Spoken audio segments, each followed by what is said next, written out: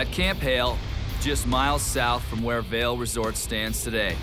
Nearly 14,000 men prepared for battle in the dead of winter, living and training day and night in conditions that were almost as dangerous as the opposition they would face months later in Europe. The reason that Camp Hale was selected at 9,200 feet was you had 6-month winters.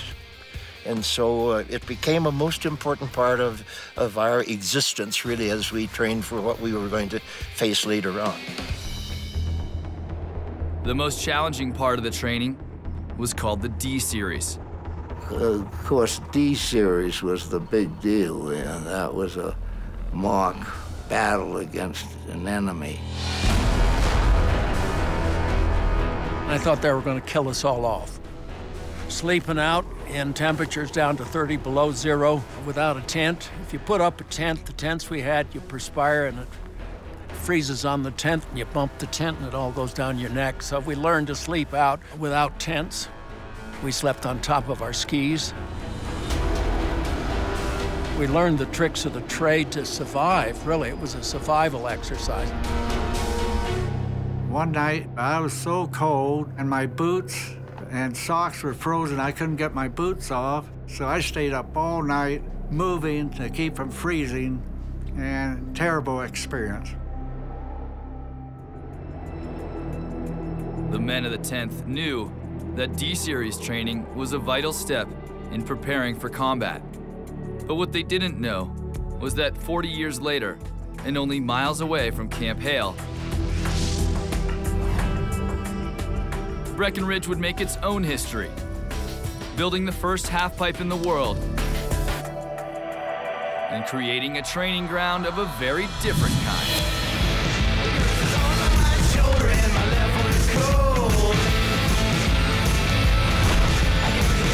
J.J. Thomas, Steve Fisher, and Zach Black are heirs to a Breckenridge legacy.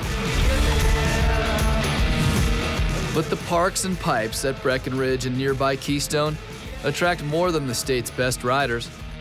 They attract the world's best.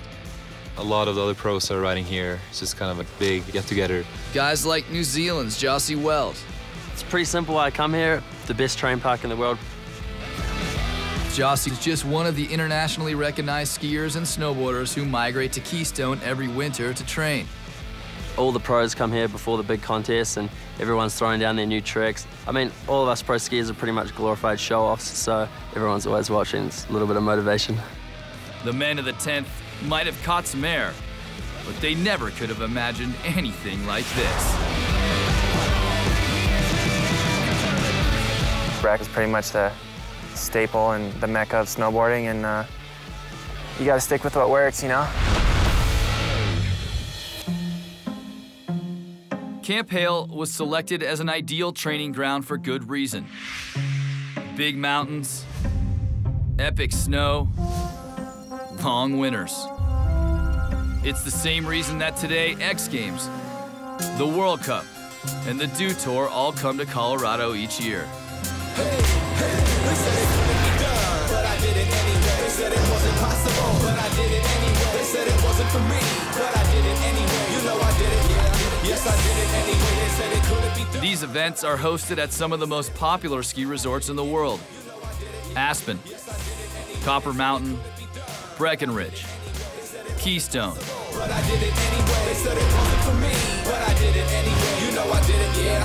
Yes.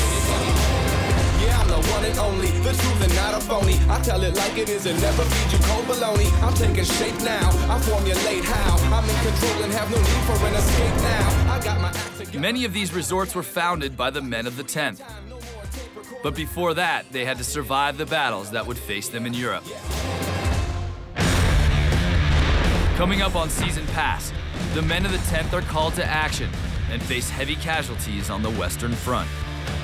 Plus, we'll fast forward 60 years to explore the legacy of one of the 10th's most colorful characters.